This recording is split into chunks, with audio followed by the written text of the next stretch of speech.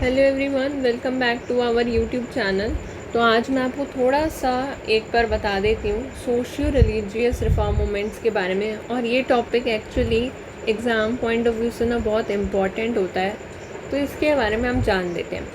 देखो, इसको पढ़ने के बहुत सारे तरीके हैं कि वही है कि हम सभा के बारे में पढ़ें और फिर ईयर वाइज पढ़ें। बट अभी हम क्या कर रहे हैं कि जो जो सोशल रिफॉर्मर्स हुए हैं ना, हम उन्हीं के बारे में डायरेक्ट पढ़ते हैं और उन्हीं से जानते हैं कि आखिर उनकी क्या साइकोलॉजी थी। तो सबसे पहले इसमें जो नाम आता है वो आता है गाइस नाम राजा राम मोहन रॉय का।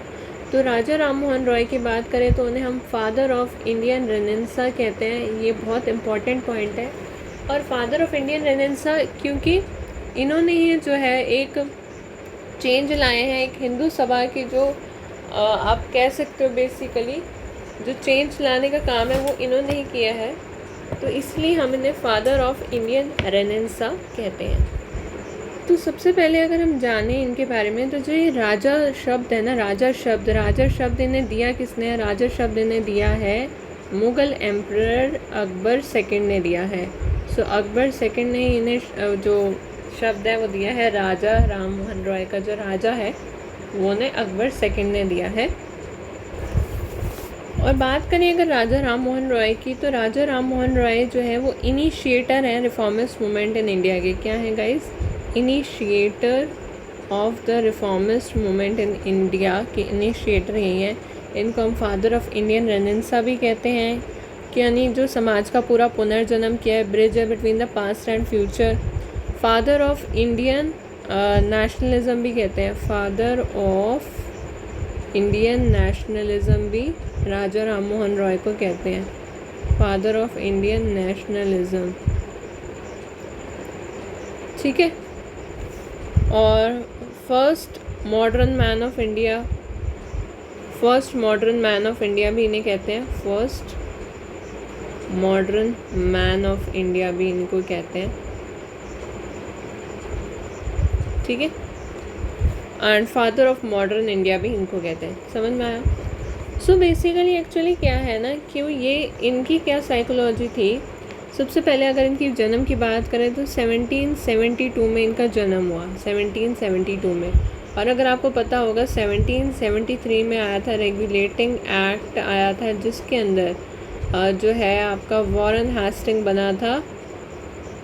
जब वॉरेन हेस्टिंग अभी बेसिकली वही बना था, वॉरेन हेस्टिंग क्या बना था उस समय? गवर्नर जनरल ऑफ बंगाल बना था। तो पहला गवर्नर जनरल ऑफ बंगाल जिस समय कौन था? वॉरेन हेस्टिंग था। आप खुद सोचो, गवर्नर जनरल ऑफ बंगाल उस समय वॉरेन हेस्टिंग्स जब था, तो तब ये पैदा हुए बंगाल में, तब ये पैदा हुए एक छोटे से गांव के अंदर, राधा नगर में ये पैदा हुए उस समय राजा राम मोहन रॉय।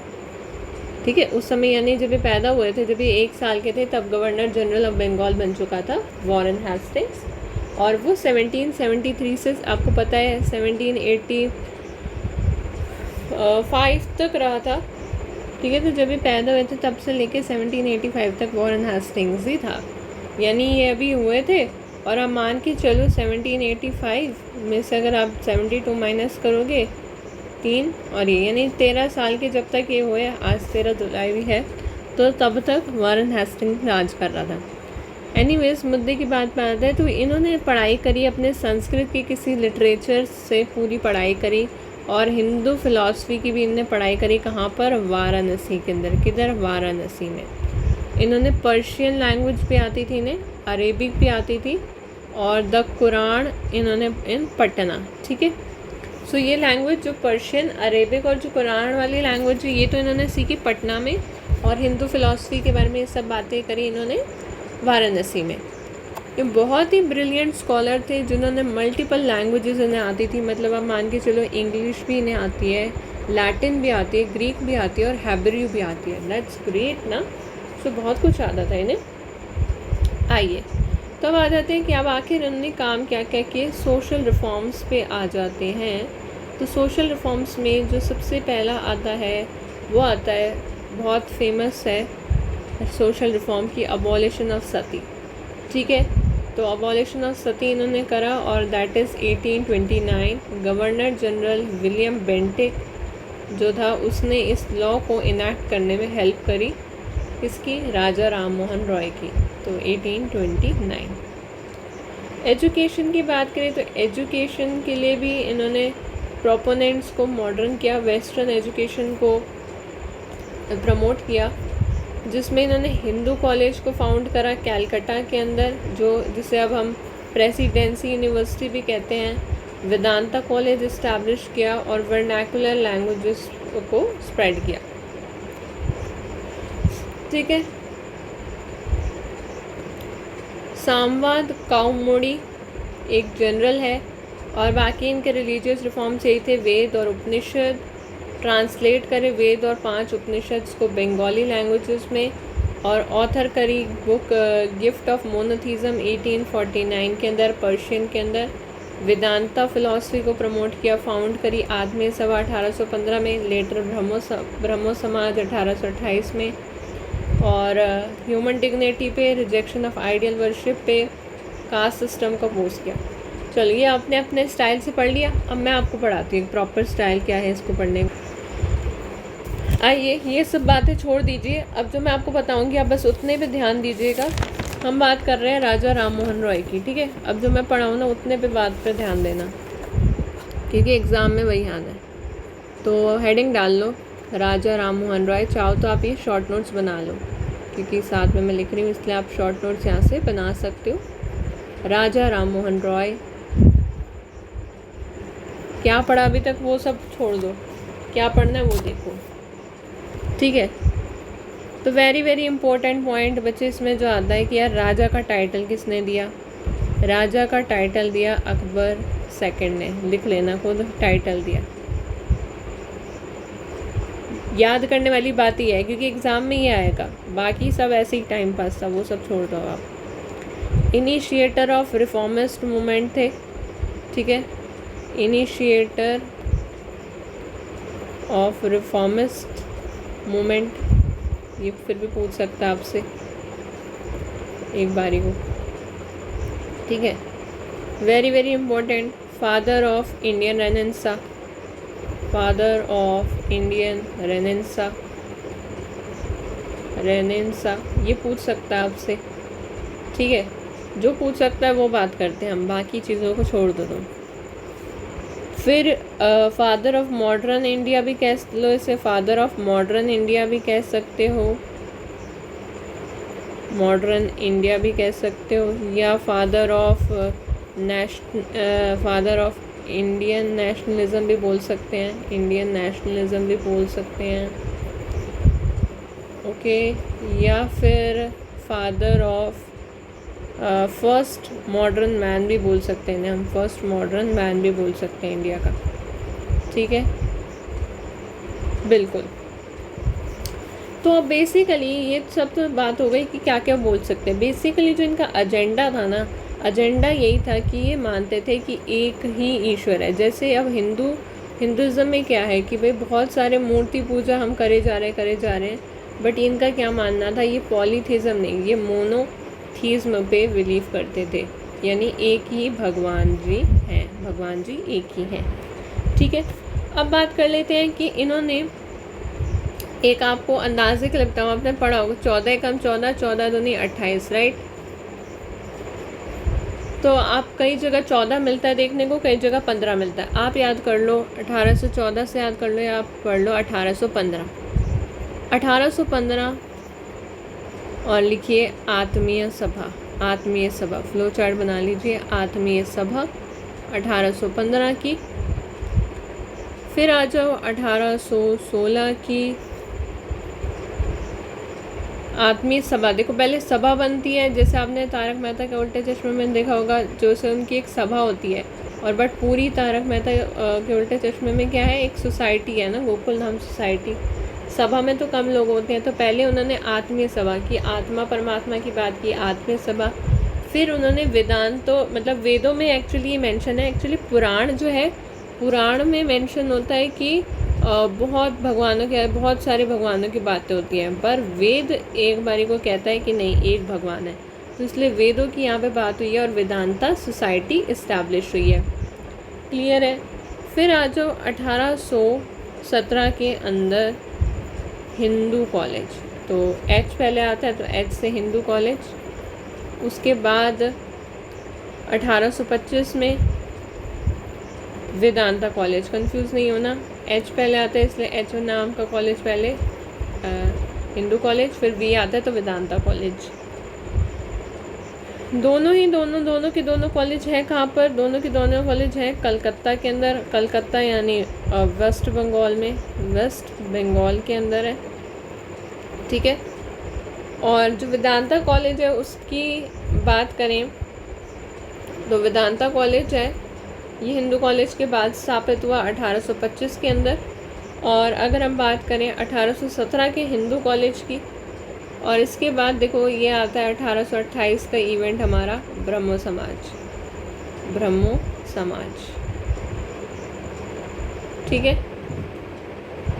तो अब अगर कॉलेज की बात करें हम, तो हिंदू कॉलेज को लेके भी कुछ कन्फ्यूज़न चलता है। क्या कन्फ्यूज़न चलता है वो क्लियर कर देते हैं गाइस। 2 हिंदू कॉलेजेस हैं। एक हिंदू कॉलेज है हमारे पास कलकत्ता के अंदर, कलकत्ता के अंदर, और एक हिंदू कॉलेज है हमारे पास बनारस के अंदर। तो हिंदू कॉलेज कलकत्ता वाला बना है 1817 में, ठीक है। एक साथ हिंदू लोग एक साथ, तो एक साथ। और जो बनारस वाला बना है ना, बनारस वाला वो पहले ही बन चुका था, 1791 में बन चुका था, 1791 में, ठीक है। तो जो ये बेसिकली ये बनारस वाला बेसिकली आपका हिंदू कॉलेज ये संस्कृत कॉलेज है। पहले इसे वैदिक कॉलेज भी कहते थे, वैदिक कॉलेज, या फिर बाद में इसको फिर 1824 में इसका नाम रखा गया संस्कृत कॉलेज। फिर जो है इसको ऑफिशियली 1958 में इसको यूनिवर्सिटी का दर्जा दे दिया गया, और फिर 1974 में इसको रीनेम करा गया संपूर्णानंद संस्कृत यूनिवर्सिटी वाराणसी। क्या नाम दिया गया? संपूर्णानंद संस्कृत यूनिवर्सिटी वाराणसी, ठीक है, इसको नाम दे दिया गया। अब ये वाली जो है ये बेसिकली ये किसने बनवाया है? बनारस वाला बनवाया है आपका, मैं इससे नाम लिख देती हूँ, जोनाथन डंकन जी ने बनवाया है, डंकन ने। और ये वाला आपको पता ही है ऑब्वियसली किसने बनवाया है? राजा राम मोहन रॉय ने, राजा राम मोहन रॉय, ठीक है, राजा राम मोहन रॉय ने बनवाया है। क्लियर है बात? ठीक है। और किसकी मदद से बनवाया है वो भी क्वेश्चन पूछा जाता है, तो वो बनवाया है दाविद हरे की मदद से। हरे कृष्णा है ना, हरी का नाम ले रहे हैं। हिंदू कॉलेज बनवाया है कलकत्ता के अंदर 1817 में। यहाँ पर ऑब्जेक्टिव क्या था कि हिंदू धर्म वाले लोगों को साइंस पहले कोई नहीं पढ़ाता था, तो यहाँ पर साइंस पढ़ाने की शुरुआत करी गई, विज्ञान की शुरुआत करी गई। और आज जो इस हिंदू कॉलेज का नाम है, जैसे इस बनारस वाले का नाम संपूर्ण संस्कृत यूनिवर्सिटी है ना वाराणसी, तो इस वाले का नाम है प्रेसिडेंसी यूनिवर्सिटी। क्या नाम है? प्रेसिडेंसी यूनिवर्सिटी नाम है, प्रेसिडेंसी यूनिवर्सिटी। आई होप यहाँ तक क्लैरिटी मिल गई चीज़ों की, बहुत अच्छी बात है। ठीक है, अगर यहाँ तक क्लियर है तो अब आपको पता चल ही गया होगा। तो देखो गाइस, जो 1828 तक ब्रह्मो समाज बन गया, तो अब 1829 में क्या हुई आपको पता है? अबॉलिशन ऑफ सती प्रथा को अबॉलिश किया, चाइल्ड मैरिज को ख़त्म किया, फीमेल इन्फेटिसाइड को ख़त्म किया। और ये बात उन्होंने अपने एक बंगाली उसके अंदर लिखी जिसका नाम था सामवाद काउ मुडी, ठीक है। और जब ये चल रहा था तब बेंटिक जो है वो था गवर्नर जनरल, विलियम बेंटिक। तो विलियम बेंटिक की बात करें कि विलियम बेंटिक कब से कब तक गवर्नर जनरल, तो विलियम बेंटिक रहा 1828 से लेके 1835 तक। यानी अगर आपसे कोई पूछे कि जब ब्रह्मो समाज बना था तब भी कौन गवर्नर जनरल था? विलियम बेंटिक ही था, ठीक है, ब्रह्मो समाज के टाइम पे भी। क्लियर है? यहाँ तक क्लैरिटी मिल गई है चीज़ों की। ओके, अगर यहाँ तक क्लैरिटी मिल गई तो एक और चीज़ ध्यान देखो कि पर्शियन में भी एक उन्होंने एक दो चीज़ें लिखी। एक का तो नाम है पर्शियन में जिसका नाम है Gift to Monotheism, Gift to Monotheism, right. और ये इन्होंने लिखी 1849 के अंदर। और एक उन्होंने लिखी पर्शियन के अंदर मिरात उल अकबर। कौन सी लिखी? मिरात उल अकबर, मिरात उल अकबर। अब बताओ कोई डाउट है? यहाँ तक हमारा कवर हो चुका है। राजा राम मोहन रॉय से रिलेटेड जितने भी क्वेश्चन बनते थे कवर करा दिए। एक और बनता है जो क्वेश्चन कि ये कौन सी लैंग्वेज है, ये पर्शियन लैंग्वेज है।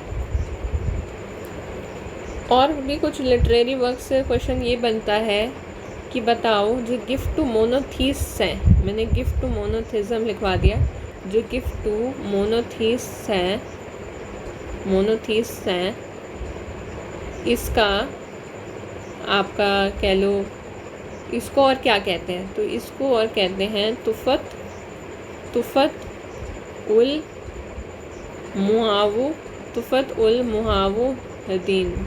मुहावुद्दीन भी कहते हैं। और एक और उन्होंने लिखी थी जिसका नाम है Precepts of Jesus, Precepts of Jesus, right. तो आई थिंक राजा राम मोहन रॉय से रिलेटेड जितने भी क्वेश्चंस बन सकते थे ना, मैंने वो सब आपको बनवा दिए और लिखवा भी दिए। एंड अब एक लास्ट क्वेश्चन जो नॉर्मली बनता है, एक लास्ट क्वेश्चन क्या बनता है? एक लास्ट क्वेश्चन आपसे पूछ सकता है कि भाई राजा राम मोहन रॉय ने कंट्रीब्यूट किया कि सती वगैरह की प्रैक्टिस बैन हो जाए, और उनने कैंपेन किया। तो वो जो कैंपेन किया वो किस किस की हेल्प से किया? तब आप आंसर में लिखोगे न्यूज़पेपर्स और डिबेट्स, न्यूज़पेपर और डिबेट्स की हेल्प से करा, ठीक है। तो ये क्वेश्चन एग्ज़ाम में बना था। एक क्वेश्चन एग्ज़ाम में ये भी बन चुका है कि बताओ अर्लीस्ट एपिग्राफिक जो एविडेंस है, अर्लीस्ट एपिग्राफिक एविडेंस ऑफ सती, ये आपको कहाँ पे मिलता है? तो ये आपको मिलता है in the Iran inscription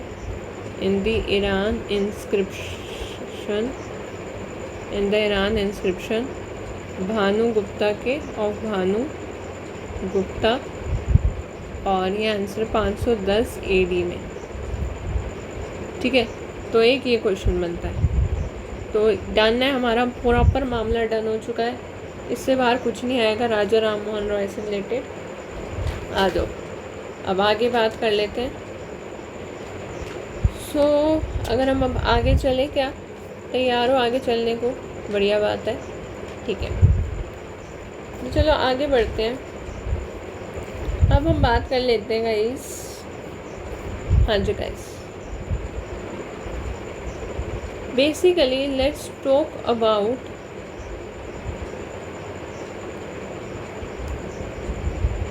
okay. तो अब हम बात कर लेते हैं दो चीज़ों के बारे में। देखो, एक जैसे अब सती प्रथा तो बैन हो गई, एक आपकी 1853 के अंदर आ रही है जिसको हम कहते हैं विधवा विवाह उत्तेजिका मंडल, ठीक है, उत्तेजिका मंडल। तो ये जो है ये आपकी लिखी है विष्णु शास्त्री जी,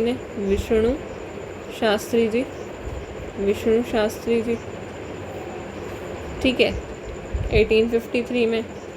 और ऐसे ही 1856 की अगर हम बात करें तो एक विडो रीमैरिज एक्ट आता है। क्या आता है? एक्ट।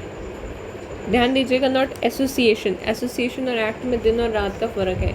ये एक्ट आ रहा है 1856 में, जो पास कराया है ईश्वर चंद्र विद्यासागर जी ने। ईश्वर चंद्र विद्यासागर पास कराते हैं। ईश्वर चंद्र विद्यासागर जी ने पास कराया है। ये ईश्वर चंद्र विद्यासागर कहाँ के हैं? संस्कृत कॉलेज के प्रिंसिपल भी हैं। तो ये प्रिंसिपल हैं संस्कृत के कॉलेज के, और चाइल्ड मैरिज को ये अपोज भी करते हैं, चाइल्ड मैरिज के अपोनेंट भी हैं। तो ये जो एक्ट है, अगर आपसे पूछे कि ये 1856 वाला एक्ट कब ड्राफ्ट हुआ, तो कब ड्राफ्ट हुआ, तो डी फॉर ड्राफ्ट, तो ड्राफ्ट तो हुआ बच्चे ये डलहौजी के टाइम पे। बट अगर कोई पूछे कि ये पास कब हुआ, तो पास हुआ ये कैनन के टाइम पे, कैनिंग, लॉर्ड कैनन के टाइम। ठीक है, क्लियर है, वेरी नाइस। ओके, उसके बाद एक क्वेश्चन फ्रेम आउट होता है, वो ये होता है कि एक बुक है सत्य प्रकाश, क्या नाम है उसका? सत्य प्रकाश। सत्य प्रकाश जो है इसको वैसे तो ईश्वर चंद्र जी के एफर्ट्स इसमें लगे हैं, ईश्वर चंद्र के एफर्ट्स। और ये सत्य प्रकाश सबसे इम्पोर्टेंट ये कि वीकली फाउंडेड कहते हैं इसे हम, वीकली फाउंडेड है ये, नॉट ईयरली, नॉट मंथली। और उससे भी इम्पोर्टेंट ये गुजराती लैंग्वेज है, इसकी लैंग्वेज क्या है? गुजराती है। और दूसरा जो इसके जो जर्नलिस्ट हैं, जर्नलिस्ट का क्या नाम है? इसके जो जर्नलिस्ट है वो, उसका नाम बहुत पूछ सकता है, सत्य प्रकाश के जर्नलिस्ट का नाम, जर्नलिस्ट समझते हो ना? तो जर्नलिस्ट का नाम है करसोनदास मूलजी, करसोनदास मूलजी। तो ये कौन है? ये जर्नलिस्ट है भाई। जर्नलिस्ट वो पर्सन होता है जो गाइस जो रिसर्च करता है, इंफॉर्मेशन को गैदर करता है ना, उसको जर्नलिस्ट कहते हैं। देखो, तो इसलिए जो मेन नाम आता है ना सत्य प्रकाश में, भाई ईश्वर चंद्र विद्यासागर ने तो कुछ नहीं, मेन विडो रीमैरिज एक्ट के लिए करा था। तो मेन जो इसमें आता है इस न्यूज़पेपर में, एक्चुअली जैसे उन्होंने 1856 में करा था ना एक्ट पास, तो 1852 के अंदर ये न्यूज़पेपर फाउंड हुआ था। 1852 में ये एक वीकली फाउंडेड आती थी। जो सोशल रिफॉर्मर थे ना करसोनदास मूलजी, ये भी विडो रीमैरिज के बारे में ही बात करते थे। फिर 1853 में विष्णु शास्त्री का विधवा विवाह उत्तेजका मंडल आया, और फिर 1856 के अंदर ईश्वर चंद्र विद्यासागर की वजह से डलहौजी के समय, डलहौजी गवर्नर जनरल का टाइम पीरियड क्या था? तो देखो, डलहौजी जब उसका टाइम पीरियड था 1848 से लेके 1856 तक डलहौजी था। तो देखो अभी डलहौजी के टाइम पे ये ड्राफ्ट हुआ था, इसलिए क्योंकि 56 में वो जाने वाला था। And duration of the governor general of lord Canning उस समय बना था। तो ये 1856 में लॉर्ड कैनन बना था और 1862 तक रहा था। तो इसलिए ऐसा कहा जाता है कि ड्राफ्ट तो हुआ था ये एक्ट तब जब डलहौजी था, और पास हुआ था तब जब जैसे कैनन के शुभ कदम पड़े थे। ठीक है, क्लियर है? हाँ, तो अगर आपसे जैसे अभी रिवॉल्ट ऑफ 1857 भी हम पढ़ेंगे, तो उस समय भी लॉर्ड कैनन ही थे, क्योंकि उस समय भी रिवॉल्ट के समय भी लॉर्ड कैनन ही था गवर्नर जनरल। एनीवेज पॉइंट पे रहते। तो गाइज ईश्वर चंद्र विद्यासागर के बारे में मैंने आपको बता दिया था कि भाई संस्कृत के स्कॉलर थे, प्रिंसिपल थे। 1851 में टाइटल इन्हें मिला विद्यासागर, क्यों? क्योंकि इनकी नॉलेज थी संस्कृत में, इसलिए इन्हें कॉलेज वालों ने टाइटल दे दिया। नॉन ब्राह्मण स्टूडेंट्स को पढ़ाते थे, विमेन के सपोर्टर थे, विमेन के एजुकेशन के, और ये एक्ट भी लाए 1856 में। 1849 में ये सपोर्ट कर रहे थे John Elliot Drinkwater Bethune को in establishing the first permanent girls school, establish करने में भी हेल्प कर रहे थे। बेथून स्कूल जो बना था, क्या बना था? बेथून स्कूल 1849 में, परमानेंट गर्ल्स स्कूल। इन्होंने बंगाली प्राइमर वर्ण परिचय पे भी जोर दिया। तत्वबोधिनी पत्रिका भी लाए, जो स्टार्ट की थी देवेंद्रनाथ टैगोर ने। सोम प्रकाश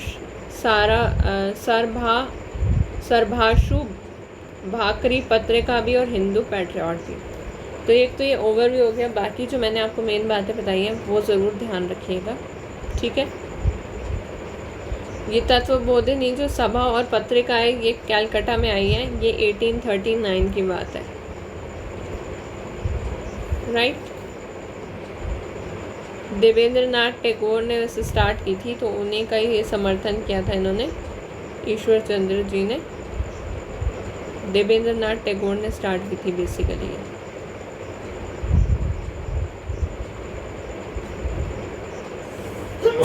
चलो अब आ जाओ मेन पर्सन पे आ जाओ, एमजी रानाडे। एमजी रानाडे की बात कर लेते हैं। सबसे पहले एमजी रानाडे का ज़रा पूरा नाम बना दो। तो भैया एमजी का पूरा नाम है महादेव गोविंद रानाडे। क्या नाम है? महादेव गोविंद रानाडे। महादेव गोविंद रानाडे, ये इनका पूरा नाम है। इनको हम पॉपुलरली जस्टिस रानाडे के नाम से भी जानते हैं, जस्टिस रानाडे। ठीक है, तो ये एक फाउंडिंग मेंबर रहेंगे इंडियन नेशनल कांग्रेस से। पहले इन्होंने एक बहुत बढ़िया काम किया है, कुछ इंस्टीट्यूशंस बनाई, जैसे कि वक्रतु वोटेजाक सभा। और ये नहीं पूछता इतना, जो ये पूछता है पूना सार्वजनिक सभा 1870, महाराष्ट्र ग्रंथोजिका सभा और प्रार्थना समाज आत्माराम पंडुरंग की। और इन्होंने एडिट किया Bombay Anglo Marathi daily paper जो था इंदु प्रकाश, जिसमें इनकी आइडियोलॉजी जो है रेफ़र की गई थी, तो इंदु प्रकाश। तो बेसिकली इनका काम क्या था कि इनका मिशन ये था कि ह्यूमनाइज करना, इक्वलाइज करना और स्पिरिचुअलाइज करना। इनने प्रार्थना समाज पे फोकस करा और जो कॉन्फाइनमेंट है ऑफ वुमेन उसके अगेंस्ट आवाज़ उठाई। पुरधा सिस्टम, कन्फाइनमेंट ऑफ वुमेन, इसके अगेंस्ट आवाज़ उठाई और फाउंड करी सोशल कॉन्फ्रेंस मूवमेंट। और 1861 में ये लाइव विडो मैरिज एसोसिएशन बनाई इन्होंने। ठीक है, चलो अब मैं आपको अपने स्टाइल में एक्सप्लेन करती हूँ। सारी बातें छोड़ दो, अब जो मैं बता रही हूँ उस पर बस ध्यान दो। एमजी रानाडे, हेडिंग डाल लो, नोट्स कर लो। जो चीज़ मैं नोट कर रही हूँ वो आपको भी नोट करनी है, समझ लो। ठीक है, इस बात को, थ्योरी को ज़रा अच्छे से कवर करोगे तो एग्ज़ाम में अच्छे नंबर आएंगे। तो ये जो है ये बेसिकली जज हैं of Bombay high court. MG Ranade is the जज of Bombay high court. Bombay high court के जज कौन है? एमजी रानाडे। और इनको हम कहते हैं Socrates of Maharashtra. Socrates of Maharashtra या वेस्ट भी बोलते हैं। ठीक है, अब देखो 1885 से पहले ही 1861 में जो सबसे पहला इन्होंने काम किया, 1861 में आती क्या बना दी? विडो रीमैरिज की एसोसिएशन, नॉट एक्ट, एसोसिएशन बना दी महाराष्ट्र के अंदर। कहाँ पर? महाराष्ट्र में, महाराष्ट्र में। ठीक है, सो क्लियर है ये point? Is this point clear to everyone? Indu Prakash जो इनकी चल रही थी डेली न्यूज़पेपर, इंदु प्रकाश चल रही थी, इंदु प्रकाश। ठीक, ओके, आगे देखिए, यहाँ तक समझ में आ गया। तो 1870 की बात करते हैं। 1870 में ये लेकर आए पूना सार्वजनिक सभा। यानी कि पूना सार्वजनिक सभा ये एक 1885 के अंदर जो आईएनसी थी ना, ये उससे पहले आया था। और ये एक तरह के ब्रिज का काम कर रहा था, क्योंकि ये चीज़ समझते थे, जज थे तो समझते थे इस बात को, क्रिमिनल, कि कैसे भाई पब्लिक और गवर्नमेंट के बीच में कोई ब्रिज की ज़रूरत है जिसमें लोग अपनी बातें बोल सकें। तो इस चीज़ को समझते थे, इसलिए ये लाए पूना सार्वजनिक सभा। पर क्वेश्चन ये आता है कि इसके हेडक्वार्टर कहाँ है? तो ऑप्शन ए होता है पूना, ऑप्शन बी होता है बॉम्बे। तो आपने क्या टिक करना है? B for Bombay. पूना नहीं है इसका आंसर, हेडक्वार्टर है इसके बॉम्बे। ठीक है, क्लियर है? क्लियर है ना भाई? सिंपल सी बात है। अच्छा, अब इनसे रिलेटेड जो एक और फैक्ट आता है वो ये आता है प्रार्थना समाज। प्रार्थना समाज, तो भैया प्रार्थना समाज की जो स्थापना है वो 1867 में ऑलरेडी किसने कर दी थी? आत्माराम प्रार्थना कर रहे हैं, प्रार्थना हम आत्मा से करते हैं। और पी से पांडु, पांडु रंग, आत्माराम पांडु रंग, ठीक है। फिर 1870 में R.G. भंडारकर और M.G. रानाडे ने ज्वाइन किया। R.G. भंडारकर और M.G. रानाडे ने ज्वाइन किया इसे। क्लियर है ये बात भी? ठीक है। अब एक और चीज़ समझो, पॉलिटिकल गुरु वाली बात। पॉलिटिकल गुरु का क्या सिस्टम है, जो अगर हम बात करें M.G. रानाडे की, तो M.G. रानाडे समझ लो मेन लीडर कौन है, M.G. रानाडे, महादेव गोविंद रानाडे। ये गोपाल कृष्ण गोखले के पॉलिटिकल गुरु हैं। और गोपाल कृष्ण गोखले किसके पॉलिटिकल गुरु हैं? महात्मा गांधी जी, मोहनदास करमचंद गांधी जी के पॉलिटिकल गुरु हैं। तो ये इस हिसाब से एसोसिएशन है।